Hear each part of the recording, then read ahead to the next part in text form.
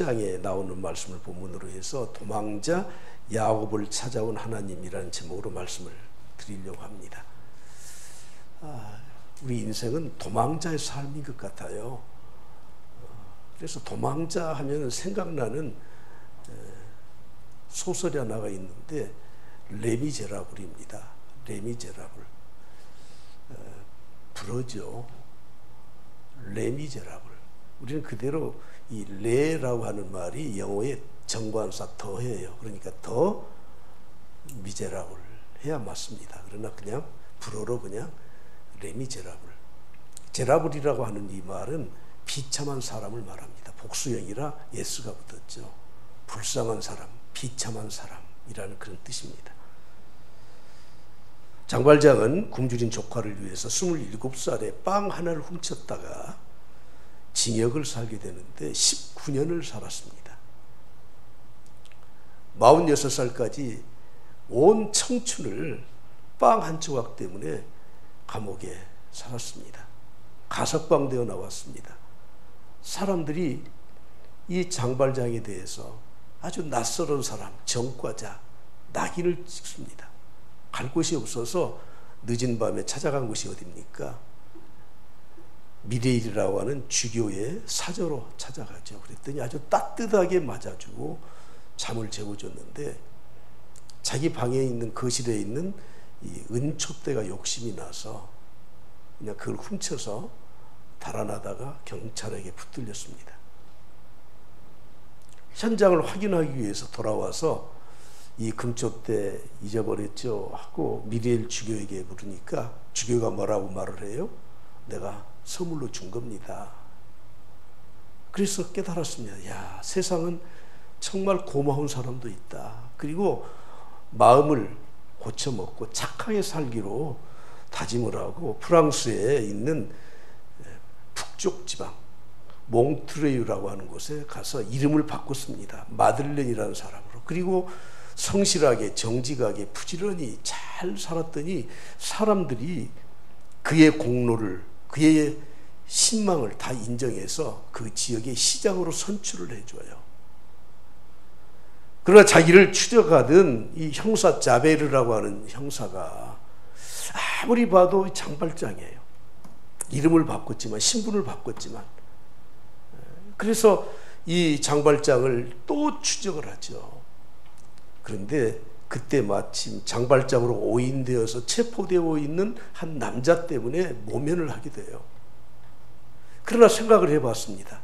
나 때문에 저 남자가 또 체포되어서 나처럼 살면 어떻게 할까 하고는 찾아가서 자수를 해요. 내가 장발장이다. 그리고 그 청년을 석방해줘. 엄청 착하잖아요. 그래서 다시 감옥에 투옥이 돼. 그러나 자기와 이 시장으로 있을 때, 몽트르에서 있을 때 알았던 한 여인의 딸이 너무 불쌍해서 탈옥을 해요. 그리고 그 딸을 데리고 파리로 또 도망을 가요. 파리까지 자베르가 찾아와요. 그래서 이제는 그 딸을 데리고 수도원에 은신을 하러 들어갑니다. 그러던 중에 1832년 6월에 공화파의 반란으로 완전히 정권이 바뀌면서 햇빛을 보게 됩니다. 그런데 그때 형사 자베르가 반대파에 있었던 스파이라고 하는 누명을 쓰고 또 잡혀 들어가는 것을 보고 자기가 가서 내가 신분 보장해 줍니다. 그리고 풀어줬어요. 자베르는 세느강에서 자살을 하죠. 마지막 장면은 이렇게 끝납니다. 홀로 남겨졌습니다. 나이가 들었습니다. 병들었습니다. 쇠약해져 갔습니다. 죽어갈 때 그 장면, 그 머리맡에 미레일 주교가 선물로 주었던 은촛대 불이 가물가물 꺼지면서 이야기가 끝납니다. 여러분 어떻습니까? 이 장발장이라고 하는 사람. 저는 우리 인생이 이런 쫓겨가는 도망자의 삶이 아닌가 생각을 했습니다. 자이든 타이든 우리는 쫓기면서 도망자로 평생을 살아가고 있습니다.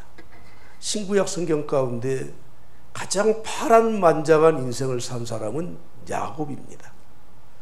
야곱이 나이 130살에 에집트의 바로 왕 앞에 섰을 때 바로가 묻죠. 당신의 나이가 몇 살이나 되었습니까? 그랬더니 야곱이 이렇게 말을 해요. 시키지 않은 말을 하죠. 내 나그네 길의 세월이 130년입니다.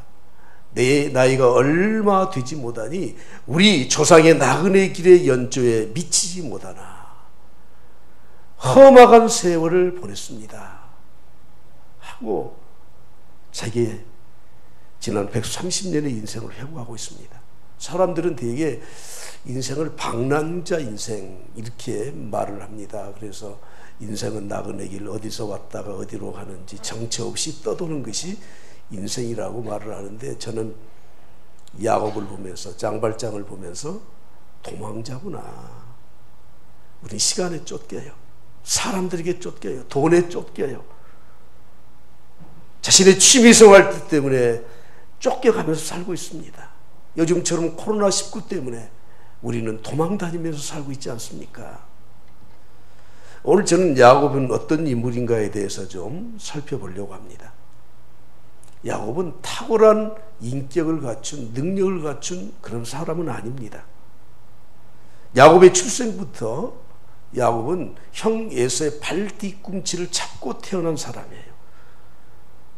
창세기 25장에 보면 이렇게 말씀합니다. 후에 나온 아우는 손으로 에서의 발꿈치를 잡았으므로 그 이름을 뭐라고 지었어요? 야곱이라. 고대어인 이 히브리어의 야곱이라고 하는 이름의 뜻이 무엇이냐면 속이는 사람, 회방자, 간사한 사람이라는 뜻을 가지고 있습니다. 출생 때부터 형 발뒤꿈치를 잡고 나오는 간사한 사람, 속이는 사람으로 태어났습니다. 그런데 여러분 보십시오. 하나님은 이란성 쌍둥이인 에서와 야곱이 그의 어머니 리브가의 뱃속에서 서로 그때부터 다퉜던 것 같아요. 심하게 발길질을 하고 너무너무 이 큰 충격이 있었는데 하나님이 이렇게 말씀하시는 겁니다. 두 국민이 내 태중에서 있다. 두 국민족이 내 복중에서부터 나누어질 것이다. 이 족속이 저 족속보다 강하겠고 큰 자가 어린 자를 섬기리라. 큰 자가 누굽니까? 에서, 형 에서예요. 어린 자가 누굽니까? 야곱이에요. 하나님은 장자로 태어난 에서에게 하나님의 특권과 축복을 주신 것이 아니고 야곱에게 주셨습니다. 간사한 사람, 속이는 자, 비겁한 자인 야곱에게 하나님은 택하시고 예정하셔서 하나님의 사랑을 그에게 주셨다고 말씀을 하고 있습니다. 그래서 로마서 9장 13절에 보면 내가 야곱은 사랑했다고 기록하고 있지 않습니까? 다시 말하면 야곱은 하나님의 축권에 의해서 하나님의 사람으로 택함받은 사람이었던 것입니다. 여러분, 리브가가 야곱을 감싸고 돌면서 그에게 계속 말을 했을 겁니다. 너는 쌍둥이 둘째 아들로 태어났지만 하나님이 내가 너를 임신했을 때 너를 택했다고 하더라. 수도 없이 들었을 겁니다. 그런데 야곱은 인간적인 욕망이 너무 강했던 사람, 간사한 사람, 기회주의자, 약점을 너무 많이 가지고 있는 그런 사람이었기 때문에 하루는 형 에서가 들 사람이었잖아요. 사냥을 해서 돌아오니까 허겁지겁 배가 고파서 피곤해서 먹을 것을 찾는데 마침 그때 야곱이 죽을 쓰고 있었어요. 팥죽을 쓰고 있었습니다. 여러분들 같으면 부엌에서 일만 하는 이 야곱이 들 사람으로서 사냥을 하고 돌아온 그 형 에서가 피곤해 지쳐서 배고파 있으면 어떻게 하겠습니까? 아, 형 우리를 위해서 사냥을 하느라고 참 고생이 많았지. 여기 내가 마침 죽을 썼는데 이거 다 들어. 여러분 이렇게 말을 해야 되겠습니까? 아니면 형이 달라고 하니까 못 줘. 그렇게 말을 해야 되겠습니까? 여기 전부 다 야곱 같으신 분들만 오시면 못 준대요. 못 줘. 형이 나에게 뭐 주는 게 있어야지. 그 뭘 줄까? 형 그 장자권 있잖아. 그 장자권 내한테 팔아. 그리고는 예서는 히브리서에 보면 망령된 자라고 표현하고 있는 것처럼 아이 그거 뭐 필요 없어 너 가져. 그리고는 팥죽 얻어 먹었어요. 얼마나 이 야곱이 비굴한 사람입니까? 하나님께로부터 태중에서부터 택함을 받았다는 확신이 있다면 그게 팔 필요도 없잖아요. 하루는 그의 아버지 이삭이 예서에게 말을 합니다. 내가 더 늙기 전에 총력이 세지기 전에 너에게 축복해 줄 거야. 내가 좋아하는 별미를 좀 가져와라. 그래서 사냥을 나가도록 시켜서 그 말을 엿듣고 있던 어머니 리브가가 야곱에게 말을 합니다. 너 큰일 났다. 그리고 집에서 양을 잡아서 별미를 만들어서 예서 흉내를 내게 해가지고 축복을 가로채잖아요. 아버지를 속였어요. 목소리가 이상하다. 너 야곱 아니냐? 아니에요. 저 예서예요. 그리고 축복을 받아요. 들에서 돌아온 에서는 자기가 속은 줄 알고 야곱을 잡아 죽이려고 하죠. 그때부터 야곱은 도망자가 된 겁니다. 사랑하는 성도 여러분, 오늘 우리는 하나님의 약속이 있음에도 불구하고 그것을 기다리지 못하고 하나님의 방법으로 살지 않으면 결국엔 우리 인간의 노력으로 우리 수고로 내 꾀에 빠져서 우리는 도망자의 인생을 살게 된다는 걸 아십니까? 야곱은 아버지 집을 떠났습니다. 어머니 친정집 외갓집으로 지금 가고 있는 중입니다. 하루길을 달렸습니다. 약 70km 정도 달렸어요. 그래서 지쳐서 그 벌판에서 돌베개 하나 베고 깜빡 잠이 들었습니다. 여러분 보십시오. 여기에서 중요한 사건이 하나 일어나요. 야곱이 그런 고통 중에서 하나님을 찾은 게 아니에요. 피곤해서 그냥 쓰러져서 잠을 잤어요. 그런데 하나님이 꿈에 잠자는 야곱에게 환상을 보여주시는데 사다리가 하늘로부터 내려와요. 그리고 천사들이 오르락 내리락 하는 것을 보여주시고 그리고 그때 하나님이 말씀하신다고 하는 것입니다. 여러분 우리 하나님의 택함 받은 백성들의 하나님의 도우심은 바로 여기서부터 시작되는 겁니다. 내가 부르짖어야 하나님이 마지못해서 멀리 계시다가 우리를 찾아오시는 분이 아니고 내가 인생의 도망자로 살아갈 때 내가 저지른 실수 때문에 아버지 집을 떠나야 될 때 그래서 너무 피곤해서 지쳐서 광야에서 잠들어 있을 때 하나님은 보고 계시다가 야곱을 찾아와 주셔서 사닥다리를 내려주시고 그에게 함께 해주셨던 것입니다. 여러분 우리가 하나님을 먼저 찾은 것이 아닙니다. 우리가 부르짖어서 하나님이 응답해 주신 것이 아닙니다. 요한일서 4장 19절에서 말씀하는 것처럼 우리가 사랑하면 그가 먼저 하나님이 먼저 우리를 사랑해 주셨다고 말씀하고 있습니다.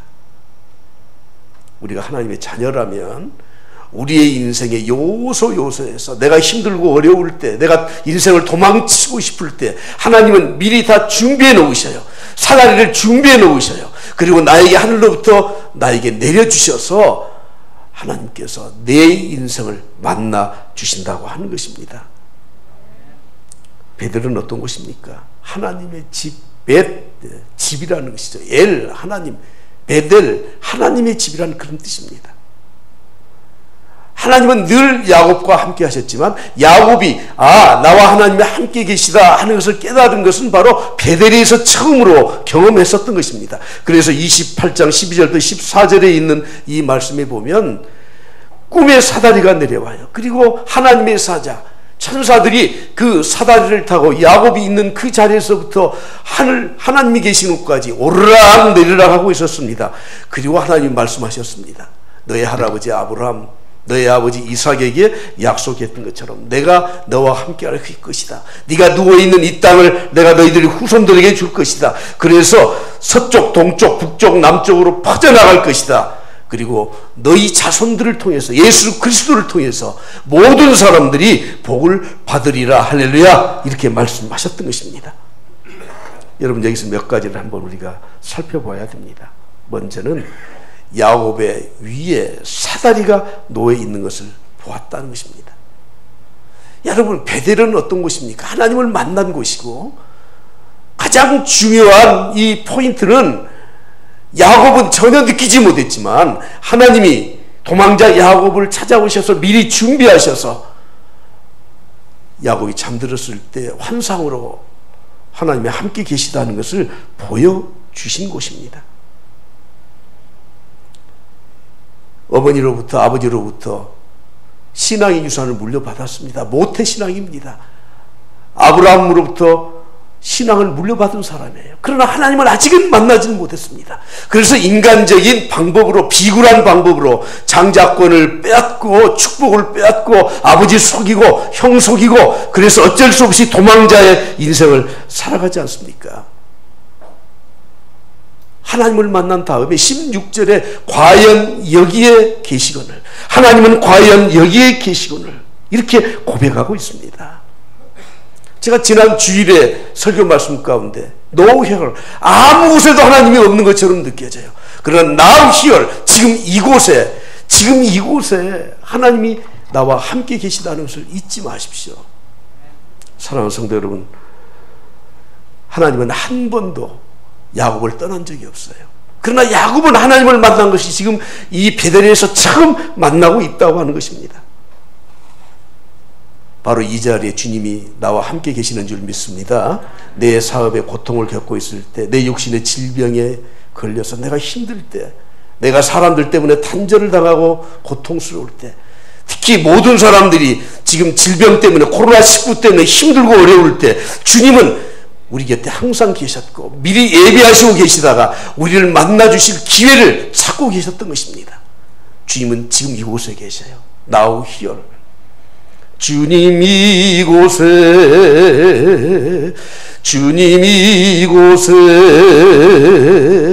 우리와 함께 하시네. 나의 몸과 마음 경배 드리네. 주님 이곳에 계시네. 아멘. 상한 심령을 위로하시며 병든 우리 몸 고쳐주시네. 결박을 끊고 자유 주시네.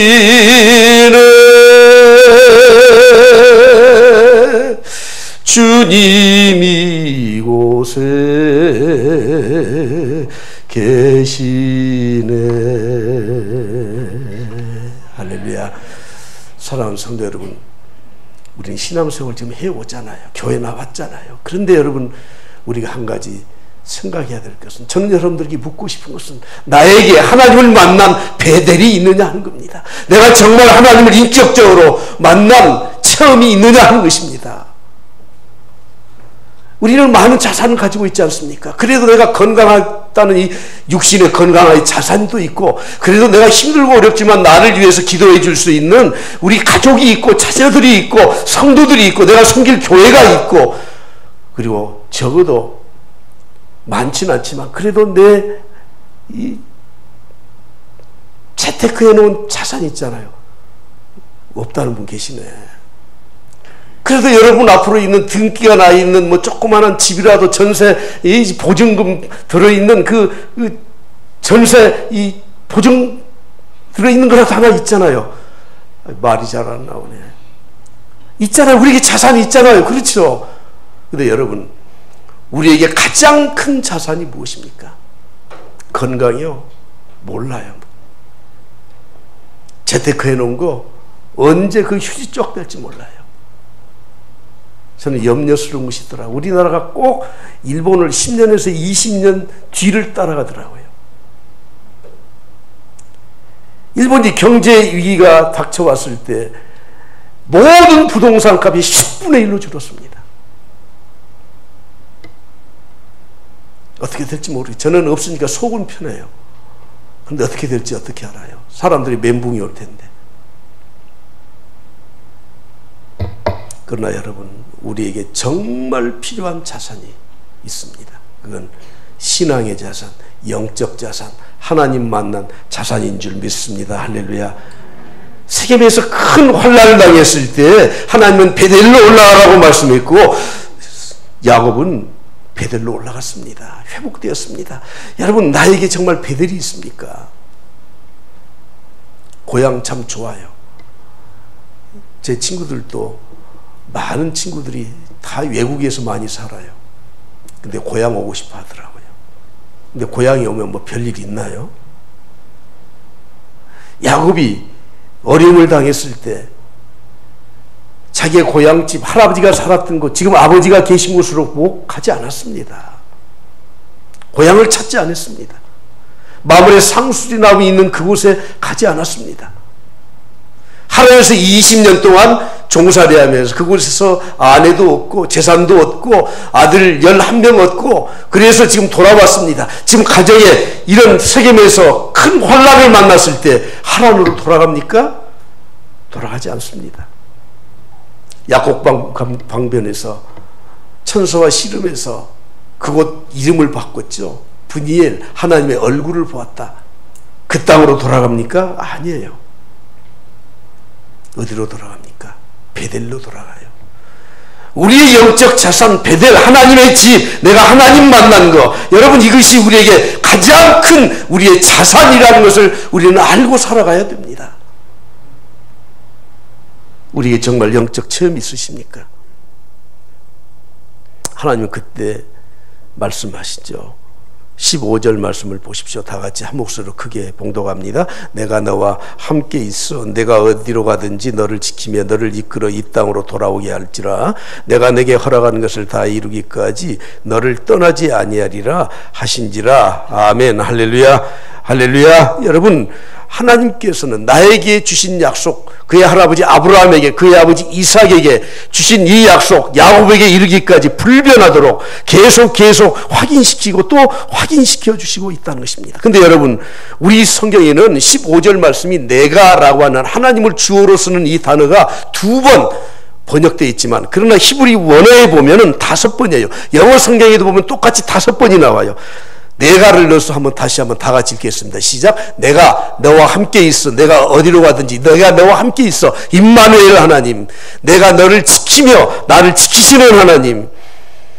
내가 너를 이끌어 이 땅으로 돌아오게 할지니. 우리를 인도하시는 하나님. 그리고 내가 너를 돌아오게 할지라. 회복의 하나님. 내가 너의 허락을 다 이루기까지 내가 너를 떠나지 아니하리라. 신실하신 하나님에 대해서 약속하고 있지 않습니까? 사랑하는 성도, 하나님은 신실하신 분이십니다. 할렐루야. 할렐루야. 그런데 야곱은 이런 환경 속에서도 하나님 앞에 조건부 헌신을 서약하고 있다는 거예요. 아직도 사람이 온전한 믿음으로 들어서지 못했습니다. 20절부터 22절에 보면 야곱이 서원하면서 이렇게 말씀하시죠. 하나님이 나와 함께 계셔서 내가 가는 이 길에 나를 지키시고, 지금 하나님이 지켜주시는데 먹을 떡과 입을 옷을 주시어 내가 평안히 아버지 집으로 돌아오게 하시오면, 아니 돌아와서 아버지 집에 가지도 않아요. 그러면서 여호와께서 나의 하나님이 되실 것입니다. 내가 그때 여호와 하나님이 나의 하나님으로 고백할 것입니다. 내가 기둥으로 세운 이 돌이 하나님의 집이 될 것입니다. 하나님께서 내게 주신 모든 것에서 10분의 1을 내가 반드시 하나님께 드리겠습니다. 조건부 헌신 서약을 하고 있다는, 얼마나 아직도 간사한지. 여러분, 오늘 우리의 모습이 이런 모습이 아닙니까? 하나님에 대한 이중적 태도를 보이고 있다고 하는 것입니다. 우리는 마땅히 이때 어떻게 해야 됩니까? 내가 사나 죽으나 내가 하나님만 섬기겠습니다. 이젠 하나님 떠나지 않고 살겠습니다. 하나님이 이러저런 것 주시지 않아도 약속하셨으니까 내가 하나님만 섬기고 살겠습니다. 그렇게 말을 해야 되지 않겠습니까? 하나님은 그런 야곱에게 구원의 사다리를 보여주셔요. 할렐루야. 구원의 사다리. 다시 말씀드리지만 사다리는 하늘로부터 내려온 거예요. 땅에서부터 올라가는 게 아니에요. 내가 기도해서, 내가 노력해서 하나님의 사다리를 본 것이 아니고 만든 것이 아니에요. 하나님이 불쌍히 여기셔서 예비해 주셨다가 우리에게 주신 것입니다. 사다리는 하나님께 나아갈 수 있는 유일한 길입니다. 하나님의 의전에, 하나님의 보좌에 나아갈 수 있는 길이 이 사다리라고 하는 것입니다. 야곱이 왔던 이 사다리와 똑같은 것을 주님이 공생에 시작하실 때, 세례받을 때 똑같은 모습을 보여주셨습니다. 요한복음 1장 51절을 보시죠. 하늘이 열리고 하느님의 사자들이 인자 위에 오르락 내리락 하는 것을 보리라고 말씀하고 있습니다. 사랑하는 성도 여러분, 우리가 하나님을 만난 사람들에게는 예수 그리스도가 유일한 구원자가 되시고 내 인생의 인도자가 되시고, 할렐루야, 내 인생을 함께 하시는 분이 되셔서 오늘 또 우리 위에 하늘의 사다리를 주시는 줄 믿습니다. 야곱이 아버지 집을 떠나서 도망을 칠 때 나이가 최소한 70세, 많이 잡으면 77세까지 와요. 그러니까 70세가 넘었어요.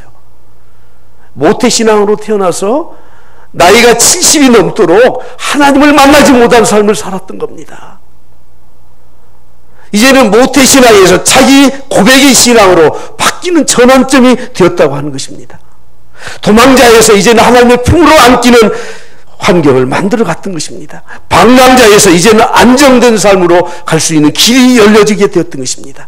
항상 패배하고 항상 속이고 살았던 것이 이제는 하나님과 싸워서 이길 수 있는 승리자의 길로 나갈 수 있는 길이 열어지게 되었던 것입니다. 오늘 우리 모든 성도들이 야곱이 베들에서 하나님 만난 것처럼 우리 모두가 다 하나님을 만나는 축복이 우리 모두에게 있기를 바랍니다. 반주 준비해 주십시오. 우리 같이 찬양하고 기도하도록 하겠습니다. 이제 내가 살아도 주 위에 살고, 내가 문자 보냈을 텐데 우리 같이 찬양하고 기도하겠습니다.